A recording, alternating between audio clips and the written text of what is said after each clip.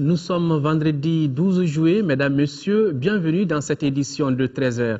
Direction Kidal où le gouverneur de région, le colonel Adama Kamisoko, est arrivé hier sur place dans ses bagages des documents électoraux. Et le gouverneur de rassurer que les cartes NIRA seront très bientôt distribuées. Tchemogo Sagara et Adama Diakité sont nos envoyés spéciaux sur place.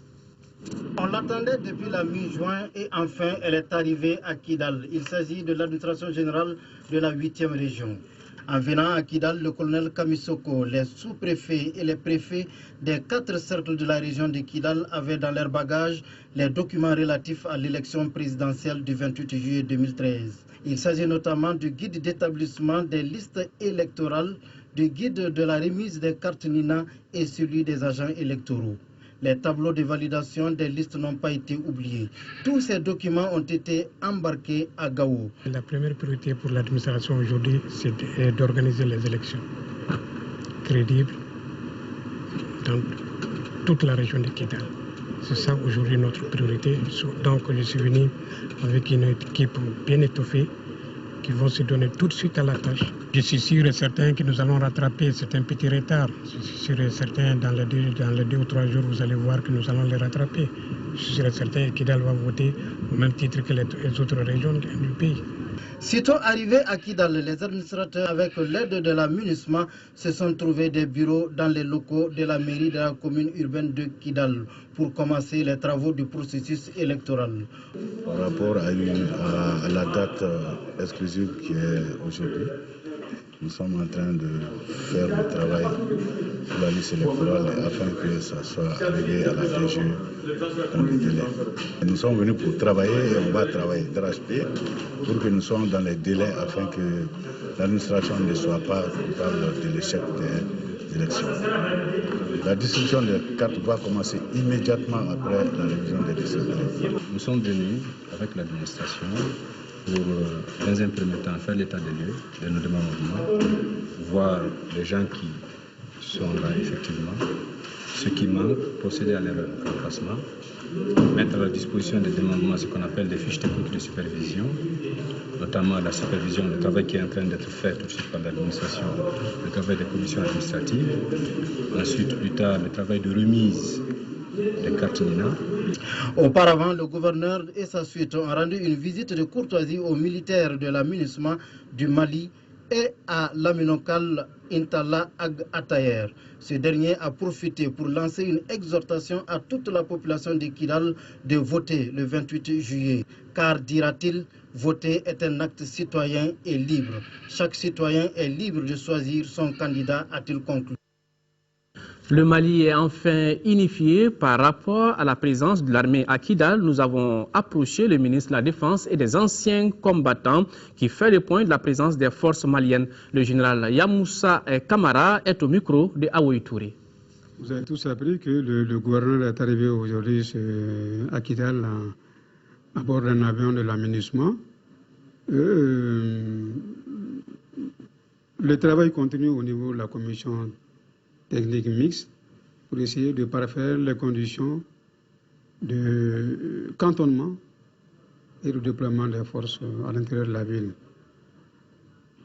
Parce qu'au terme des accords préliminaires de Ouagadougou, il est prévu que les forces d'opposition, je vais les appeler comme ça, que les forces d'opposition soient déployées de façon provisoire dans 2 camps à l'intérieur de Kidal, notamment le camp de jeunesse et puis le camp de la gendarmerie. Et que l'armée malienne se déploie de façon progressive à Kidal.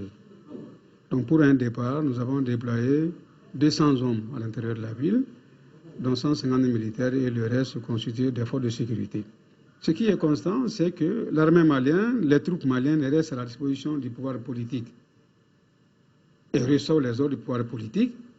Et puisqu'il est prévu que le déploiement va se faire de façon progressive, on reste dans cette logique-là. Je pense qu'avec un peu plus de volonté, avec l'accompagnement sincère des partenaires, nous irons de l'avant. Sur un autre sujet, hier 11 juillet, c'est la journée mondiale de la population, une célébration qui fait le lien cette année entre population, développement et droit à la santé, et notamment la santé sexuelle et reproductive. D'où le thème 2013 dédié au droit à la santé des filles et plus particulièrement aux grossesses d'adolescentes. Ramata Konate. Cette année, la journée mondiale de la population plaide en faveur des filles de 15 à 19 ans. La grossesse chez ce groupe cible, conséquences et solutions constituent les maîtres mots de cet événement. Dans le monde, environ 16 millions de filles âgées de 15 à 19 ans donnent naissance chaque année. Au niveau mondial, une jeune fille sur 5 a déjà eu un enfant à l'âge de 18 ans. Dans les régions les plus pauvres du monde, comme notre pays, ce chiffre passe à une fille sur 3. Ces grossesses précoces ont des effets néfastes sur les filles. Outre l'impossibilité de continuer la scolarité médicale à la grossesse et à l'accouchement, ces filles seront condamnées à accepter un état de fait qui est loin d'être celle dont elles rêvaient. Il est de nos jours plus que paradoxal de voir de nombreuses filles victimes chaque année de grossesses non désirées, au moment où il existe de nombreuses possibilités de prévenir ces grossesses, à commencer tout d'abord par l'accès à l'information. À cette solution s'ajoute la sensibilisation des jeunes sur les risques que comporte ce phénomène et le respect des lois nationales qui portent à 18 ans l'âge minimal pour le mariage. Activité de l'épouse du président de la République à présent en visite à Mauritanie, Traoré Mintou Doucouré a rencontré les représentants des réfugiés, dont 2 millions pour les femmes. Ndé Sissoko et Aliou Touré sont nos envoyés spéciaux. 2400 km de frontière avec le Mali, la Mauritanie est le pays qui a accueilli le plus grand nombre de réfugiés maliens. Ils sont estimés à environ 76 000. Un nombre qui, cependant, doit être revu à la baisse puisque beaucoup d'entre eux sont rentrés depuis la libération des régions du nord du Mali. Ceux qui sont encore sur place vivent dans le camp de Bassekounou, situé à plus de 1000 km de Nouakchott. Ce camp connaît des problèmes liés à l'hygiène et au manque d'eau. Fort heureusement, la mobilisation ne faiblit pas en faveur des réfugiés. Et ce mercredi, c'était au tour de la première dame du Mali de leur venir en aide. Traoré Mintou Doucouré vient de remettre 7 millions de francs CFA pour améliorer leur quotidien, dont 2 millions pour les femmes pour leur permettre de fructifier leurs activités génératrices de revenus. Une occasion pour elle de remercier la première dame de Mauritanie pour les avoir accueillis dans son pays et demander aux réfugiés de rentrer au bercail. Depuis plus d'une année, aujourd'hui, tout ceci n'est qu'un vieux souvenir, avec l'espoir qui renaît pour nous, les Maliens. L'espoir de retour de la paix et de la sécurité. L'espoir pour ces centaines d'enfants et de jeunes de reprendre le chemin de l'école. L'espoir pour ces nombreuses femmes de reprendre leurs activités de tannerie, de petit élevage ou de petits commerces. Je suis venu ici en République islamique de Mauritanie pour partager avec vous cet espoir. Je compte beaucoup sur vous les femmes. Pour ce faire, nous devons tous nous impliquer. Particulièrement, je voudrais insister sur le rôle important que les femmes du Mali doivent jouer dans ce processus de réconciliation. Les 7 millions de francs CFA ont été remis aux représentants des réfugiés en Mauritanie. Ils ont remercié l'épouse du président de la République par intérim et à travers elle, tout le Mali. Je suis très contente de ce geste de la part de cette première dame. Et vraiment, je souhaite la paix éternelle et unie pour tout le monde. Pensant quand même que dans les guerres et dans tous les problèmes, c'est les femmes et les enfants qui souffrent. Un geste qui nous a vraiment touchés et que nous avons apprécié à sa juste valeur. Ce n'est pas le montant qui est important, mais le fait même qu'elle se soit déplacée pour venir voir ses sœurs et vraiment les réconforter. Notons qu'avant cette cérémonie de remise de dons, dans la matinée de ce mercredi, Traoré Mintou Doucouré et sa délégation avaient visité l'ambassade du Mali à Nouakchott. L'ambassadeur Suleiman Kone leur a fait visiter ces locaux après présentation du personnel. Une séance de travail a permis aux visiteurs d'apprendre que la coopération entre les deux pays se porte bien, que les Maliens de Mauritanie sont environ 16 400 et que la distribution des cartes Nina a commencé. Retour ici à Bamako pour parler du lancement des activités du projet de formation en alternance diplomatique initié par la Maison de la Presse et financé par la coopération et français. Compte rendu Adama Kodjo. Le projet qui vient d'être lancé prévoit la formation en alternance diplômante de 15 journalistes des radios privées et publiques d'une durée de 21 mois. La formation qui va démarrer le 22 de ce mois sera assurée par des professionnels venus de la France et du Mali. L'idée, c'est de former au journalisme, mais pas seulement sur des thématiques, mais vraiment de revenir sur les fondamentaux, donc que ce soit sur les bases mêmes de l'écriture, donc le message essentiel, l'angle, mais également tous les genres journalistiques, à savoir l'interview, le reportage, l'enquête, le portrait. Ensuite, on va s'appuyer sur un certain nombre de thématiques sur lesquelles on a des grands sujets. Évidemment, là, en démarrant le 22 juillet sur les premiers modules de formation, on va s'intéresser à l'actualité politique du pays, à savoir les élections, mais pas seulement les élections présidentielles, et de pouvoir anticiper sur des élections locales et voir les différences. On va intervenir sur des notions de conflit et de post-conflit. Ensuite, on sera sur des thématiques plus de proximité. On aura aussi des thématiques sport, faits divers, gouvernance. Et on aura des aspects spécifiques, puisque c'est un premier groupe avec lequel on commence, qui sera en radio, des choses très particulières, d'animation de débat, de gestion des auditeurs à l'antenne. Financé par le ministère des Affaires étrangères de France à travers l'ambassade de ce pays, le projet a été initié par la Maison de la Presse. On a fait plein de formations, plein de séminaires de 3 jours, une semaine. Mais pour quel résultat? Aujourd'hui, on a une formation diplômante qui tient compte de toutes les réalités, qui a été adaptée aux réalités maliennes. Et je crois que ça répond effectivement aux besoins de la presse malienne. À l'issue de la formation, un diplôme d'établissement de l'École supérieure de journalisme de Lille sera remis à chaque apprenant. C'est le mois béni de Ramadan et à Koulikoro, là-bas, les autorités régionales ont visité les différents magasins de produits de première nécessité. Le constat est satisfaisant puisque le stock est suffisant. C'est ce que nous dit Koumba Sissé. En cette période du début du mois de Ramadan, les prix des produits de première nécessité connaissent en général des augmentations. Cette année, suite aux mesures adoptées par le gouvernement, les consommateurs ne doivent plus souffrir de cette situation.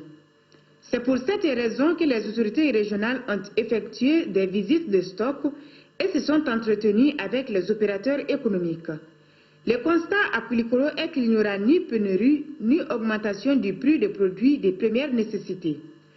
Cette assurance a été donnée par le président de l'Assemblée consulaire régionale de la CECIM, Baba Sanogo, et le directeur régional du commerce et de la concurrence, Paulin Koulibaly. Je vais profiter de votre micro pour rassurer toute la population de la deuxième région par rapport à la disponibilité des produits de première nécessité pendant ce mois béni de Ramadan 2013. Je constate que les stocks qui sont là sont assez suffisants, en tout cas pour couvrir tous les besoins du mois de carême. Parce que, comme vous le savez, à Koulikoro, il n'y a pas de grossistes, on a des demi-grossistes, des détaillants. Mais à partir du moment où chaque demi-grossiste de Koulikoro est affilié à un grossiste de Bamako, tant que les denrées existent à Bamako, il n'y a pas le risque de rupture de stock au niveau de Koulikoro. Et c'est ce qui me réjouit beaucoup.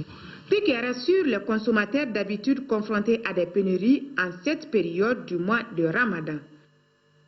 Bonne suite de Ramadan. La route a encore fait des victimes sur l'axe Bamako-Kaï. Un car de transport en commun a percuté un camion au tournant de Kersigane, faisant une vingtaine de morts, dont des enfants ainsi que les deux chauffeurs. On dénombre également plusieurs blessés. L'excès de vitesse serait à l'origine de l'accident, Siaka Konaté. Des corps décapités ou coincés entre les carcasses, voilà qui illustre la violence du choc et la gravité de cet accident survenu non loin de la ville de Kaï. Le camion en partance, c'est pour Bamako, et le car d'une compagnie de transport avec à son bord de nombreux passagers sont entrés en collision. Le bilan est lourd, une vingtaine de morts, dont des enfants. Les deux chauffeurs ont été tués sur le coup. Parmi les survivants, l'apprenti du car et ce passager qui voyageait avec ses deux enfants qui sont sains et saufs. Tout ce qu'on a vu, c'est le choc. Et le premier choc qu'on a vu, le car il est parti. Le chauffeur il est tombé ici, le car il est parti au moins 100 mètres, sans chauffeur il n'y a rien. Donc c'est pour ça qu'il est glissé, il est parti de l'autre côté. Les éléments de la protection civile, ceux de la police, de la gendarmerie, de l'armée et les agents de santé se sont vite dépêchés sur les lieux pour apporter les premiers secours aux blessés avant de les évacuer à l'hôpital. Nous, on a été alertés par la gendarmerie qui sont au niveau du poste de contrôle. À notre arrivée, on a trouvé 7 victimes que nous avons évacuées au niveau de l'hôpital Fusendao. Nous sommes en place pour les évacuer au niveau de l'hôpital. Donc il sortait du tournant et seulement c'est lorsqu'il a un excès de vitesse qu'il n'a pas donc pu maîtriser le tournant. Le car il a été divisé en deux. Tous ceux qui sont du côté du chauffeur, tous ont été tués. Le directeur de cabinet du gouverneur s'est rendu sur les lieux de l'accident pour exprimer la compassion des autorités aux familles des victimes et souhaiter prompt rétablissement ou blessés. Occasion pour lui d'en appeler à la vigilance des usagers de la route, notamment les chauffeurs des transports en commun. C'est très regrettable. Je pense encore qu'il s'agit de l'imprudence des chauffeurs. Nous demandons aux chauffeurs encore une fois de plus de faire attention. Quand vous êtes responsable de la vie des gens, il faut en être conscient. Cet accident pose encore une fois de plus la problématique du non-respect du code de la route dans notre pays. Beaucoup de prudence sur nos routes, surtout en cette période pluvieuse. Sport, football, le stade malien de Bamako a remporté la Coupe du Mali, 53e édition. En finale jouée hier, le stade malien a battu le Djoliba AC par le score de 1-0. Les Blancs de Bamako, déjà sacrés champions, réalisent ainsi les doublés, le 5e de son histoire. L'opposition Djoliba AC, stade malien de Bamako, est une rencontre de duel tant sur le terrain que dans les gradins. Pour cette finale de la 53e édition de la Coupe du Mali, le public est un peu resté sur sa faim. Le duel tant attendu n'a pas été matérialisé sur la pelouse. 12 minutes après le coup d'envoi symbolique donné par le président de la République par intérim, les Blancs ouvrent le score par Mamadou Koulibaly. Dès lors, les pensionnaires de Sotiba ne forcent pas le jeu. Mené, le Djoliba AC réagit à 3 reprises par Lassine Diarra et Mamadou Sidibé. Au 28e, 39e et 43e minute de jeu. Toutes ces actions ne donnent rien. Mi-temps, 1-0 pour le stade malien de Bamako.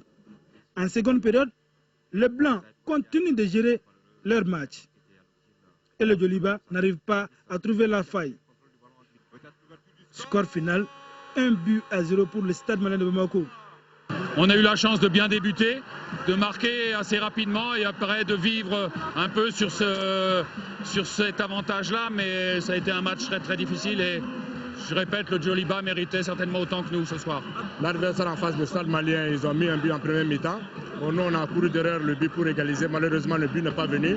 On a pris un carton rouge vers la fin de la partie. Mais cela n'en tient, le stade mérite sa victoire. Ils ont gagné, je leur dis et bravo. Le stade malien de Bamako, déjà champion du Mali, réalise ainsi le doublé Coupe Championnat. Son 5e du genre. Cette finale a été placée sous le signe de la paix et de la réconciliation nationale.